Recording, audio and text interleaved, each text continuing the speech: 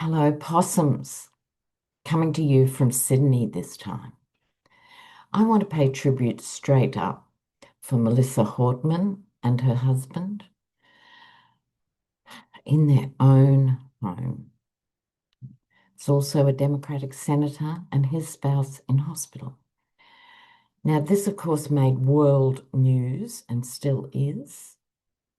And just as the G7 starting, because this has never happened in a G7 country, or I think in any other country, come to think of it.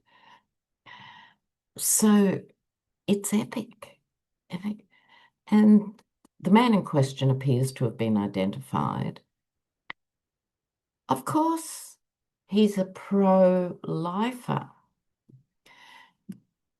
How do you work that out? I'm pro-life and they're not. I can kill someone because I believe all life is sacred. So therefore I can kill them.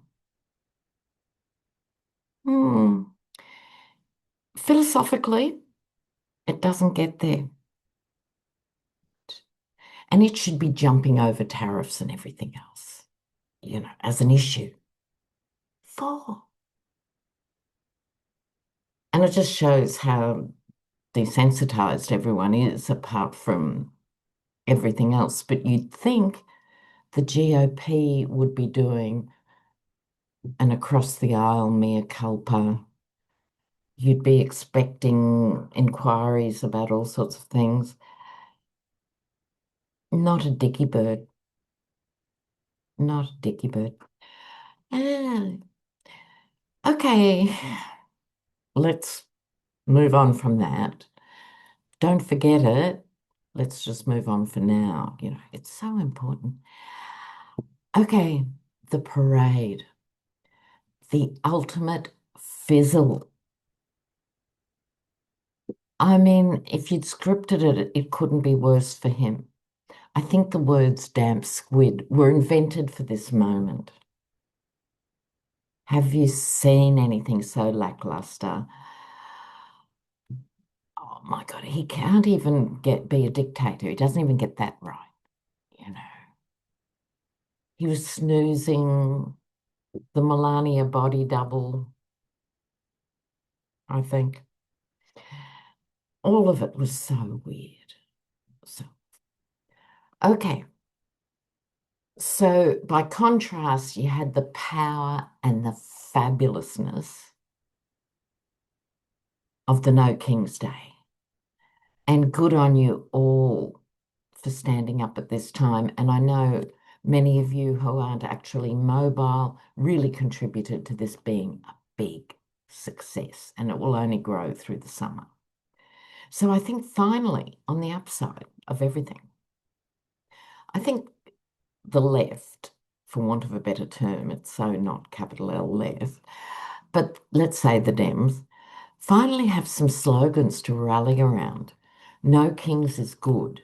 Hands off is good, right? Because they say what they are and they're snappy. Um, So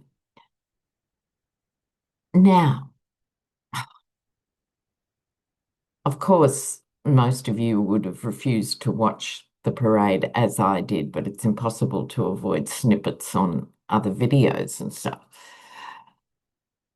But look, the universe came to the party, didn't it? Just that drizzle summed it all. Okay, moving on, Lena. Now, the Yeti, major backpedaling. He'll become really good at backstroke. You watch. Who knew that undocumented and partially documented Mexican workers were the backbone of the agricultural industry? He didn't know. Someone should have told him. Oh, why are all these people in my office? Yeah. So he's making some exceptions for that. And in factories, and in the construction industry, and the hospitality industry. Okay, this was all in the dead of night with other things. Massive backpedaling. So now You've got Stephen Miller, who it has been reported has given ICE a target. I think it was 3,000 a day he wanted arrested and detained, and yeah, that guy. Yucky poo. Anyway, so we have Stephen Miller and ICE given these quotas of people. You've got to destroy 3,000 lives a day, and if you can intimidate another 250,000, you're doing your job. Okay. Versus real life. So I want to see how that tension's going to play out because Stephen Miller just he doesn't get onto Trump's radar at all, or he would have gone. He's the ultimate fly on the wall. He's a buzzard who walks vertically. He's like a carrion hunter. He's a vulture. But Trump doesn't get him, but this is looking really bad. And this is a big taco flip. Big taco flip. Okay, Stephen Miller and Trump. Sorry, the computer's balancing on a fruit bowl. Typical Lena fashion. Oh, look at this.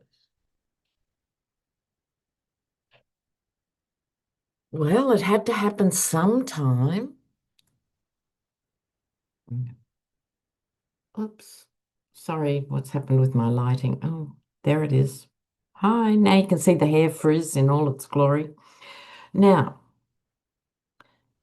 the ultimate card of ruthlessness, this Five of Swords, that's Miller. He doesn't care. He doesn't know how to begin to care. He's sadistic. I don't think there's a shorter word for it. The more pain he can inflict, the more satisfied he is. It's an actual mechanism. Okay. Um, I think he has his eye on the bigger prize because he's talking with the far right in different places and stuff. I just heard Bannon. Oh, I don't think Bannon likes him, but you know what? He respects him. He gets things done. So out of, you know, these poison-laden creatures, ugh, hadn't thought of that connection before. But for Trump, it's like, I think he's thinking even of replacing Stephen Miller. He's trying to make up his mind, but we all know it's only about who was in his ear, in the previous 7 minutes because he just can't get it together. Stephen Miller, i.e., ICE, is becoming a burden to him. So the puppy killer has already been exposed. She's only been in the job 5 minutes and she's lost $45 billion. Lost it, doesn't know where it went. This is crazy stuff. So I don't think Stephen Miller's under immediate threat sort of thing, but suddenly it's getting into probably other advisors' brains that this ICE thing isn't going down well. MAGA aren't jumping up and down with excitement even. I mean, some of them obviously would be, but even they're not. And I hear from people, they're taking down their signs. I hope they can. Now, speaking of MAGA, and then we've got to do the G7. Oh my God. MAGA is boycotting Walmart because the Walmart heiress put a full page ad in the New York Times. Like MAGA, read the New York Times. But obviously, their echo chamber said, and she was encouraging people to go to the No Kings parades everywhere. MAGA is outraged.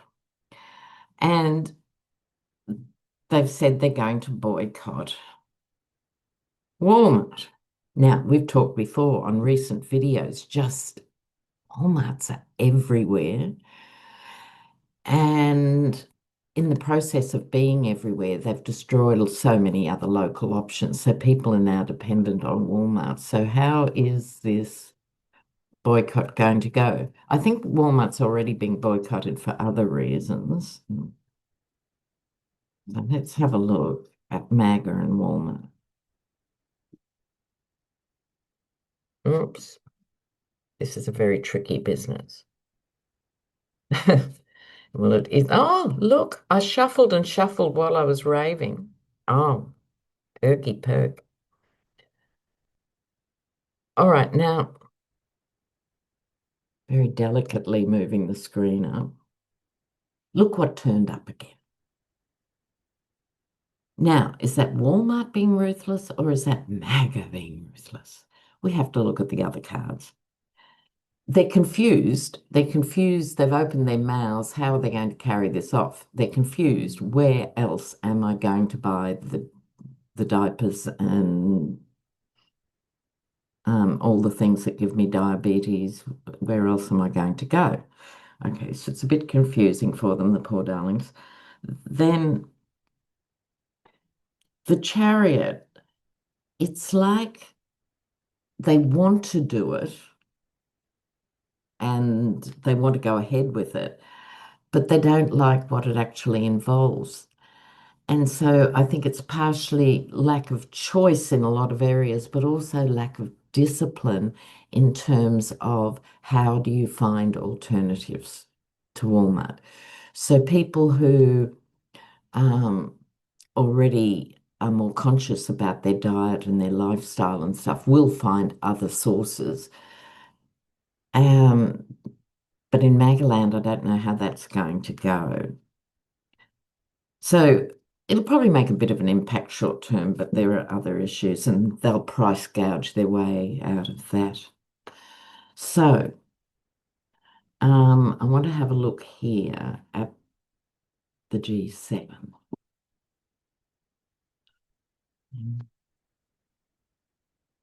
So I'm not actually reading yet on how far this U-turn of the Yeti is going to go with the undocumented workers. I'd like to give it a bigger spread. We'll see how it plays out, see if it's still happening tomorrow. You know how it is. I want to get onto the G7 now. Who are the G7? So that's the UK, France, Germany, Italy, um, Japan, US, Canada. Okay, the G7. Now, I looked up some stats on the G7 because other countries go to these events because they want to lobby the leaders of the G7 about issues. So just some very basic stats. The G7, those seven countries I just named, have 44% of the gross domestic product in the world. 44%, almost half the total of goods and services and stuff that is made in those, well, not in those countries, that's another story, but they get the money for. So they get nearly half the GDP of the world, and it's 10% of the population. So the G7 is 10% of the world population. So I think that's important because you know how we go into this thing, oh yeah, the G7, whatever. Now, it's in Alberta, which is absolutely extraordinary that it should end up in Canada. I want to look at the reception the Yeti's going to get. I want to just look at the vibe. I mean, most world leaders are still quite polite. I'm sure they'll shake his little Yeti paw and then use the hand sanitizer, you know. And I'm sure there'll be some memes about handshakes between Macron and Carney and Albo. All right, so let's see the G7. Of course, Iran. I'm going to have to make a video in the next couple of days. Okay, let's have a look at the G7 here.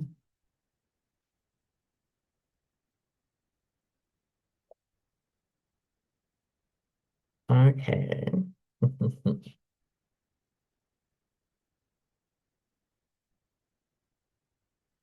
Now, I think six of the seven will be fine. This is a card of mutual respect. Now, the problem with the Yeti's arrogance and JD Vance's primitive cartoon-like criticisms of countries, diabolical, has meant they killed the respect for the United States. So this is six of the seven here, right? The others will all get on. They'll be talking about serious things that matter, including law and order, which in a global sense is national security. Now the US is being bypassed because of spitting in the face of the Allies and just breaking the 80-year-old conventions. You know, they're having to make alternative arrangements, which is major. This is totally major, and they're going to have to do it quickly because things are hotting up. Mm. So this is big. This is what they'll actually be concerned about. Yes, they will talk about money, but this is only a page. So if the Yeti thinks he's going to come out with a series of deals, he's very much mistaken. This is a message about a concept of a plan that may or may not translate into a trade contract. Right? It's so removed, it's so minor. So if he comes out and says, yes, I've signed deals with everybody who is here, do not believe him. This is early days, early days. King of Wands, one of the leaders is really going to stand up to him. I think the others will be polite, but I think there'll be a King of Wands. I wonder if it's going to be Mark Carney. He's in the strongest position to do so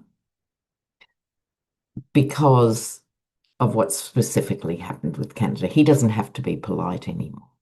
He can say it. So my money's on Carney. But oh my God, because again, the Yeti knows nothing about these countries. Probably the only one he'd remember would be Italy, because in his mind, Italy's blonde. You know, Maloney? She had nice legs, so we like Italy, but we're still going to tariff them. You know, like, what? What? So pathetic. Now, let's do some cards for you guys.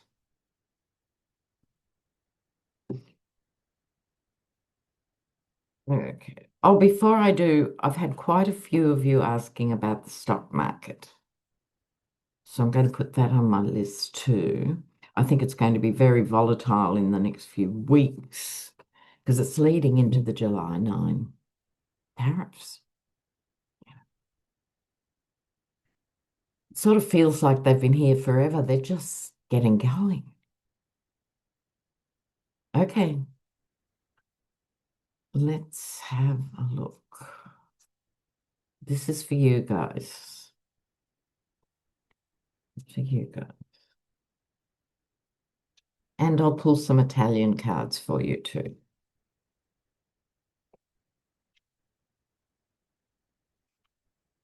Yeah, well, no surprises there.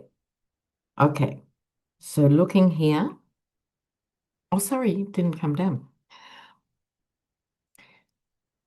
Like I was just saying, holding on to your money. Just be very careful. Right. No, this is a karmic time. Right. This is a time in history where we, humanity, are chained to the devil.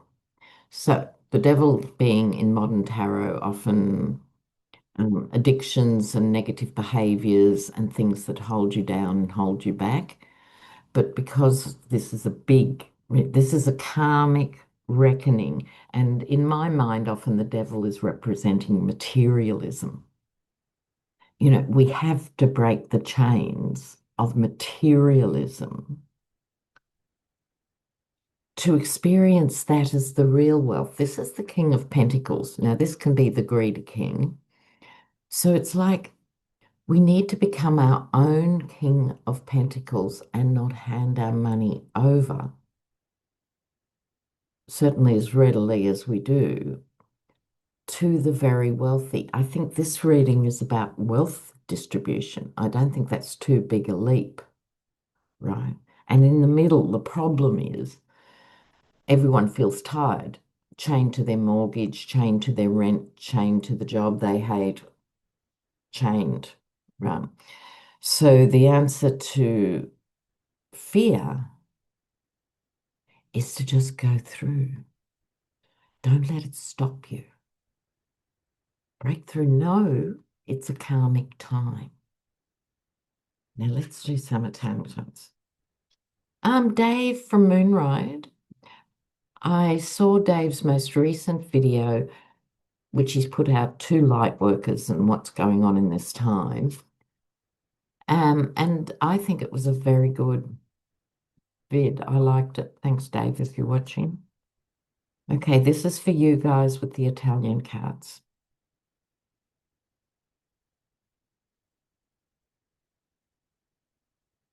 Same message.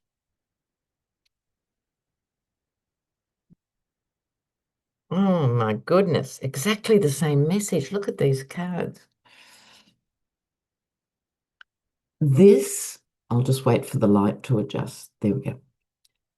Being imprisoned. Look at the chains. We just had the chains, right? So I think what these messages are trying to say, it's time to break out of prison. It's it's not easy to let go of the old ways, right? It's really not easy.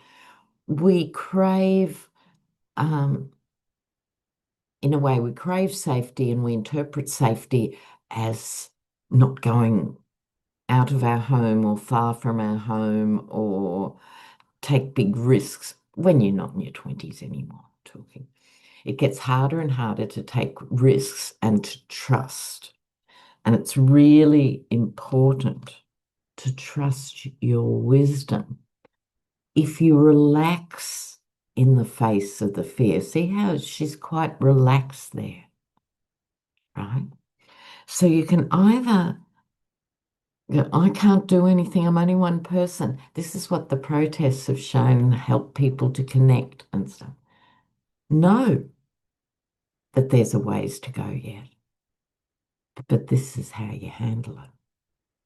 Oh my Lord, I love Costanza. Guys, see you real soon. Take care. Bye. Ciao, ciao.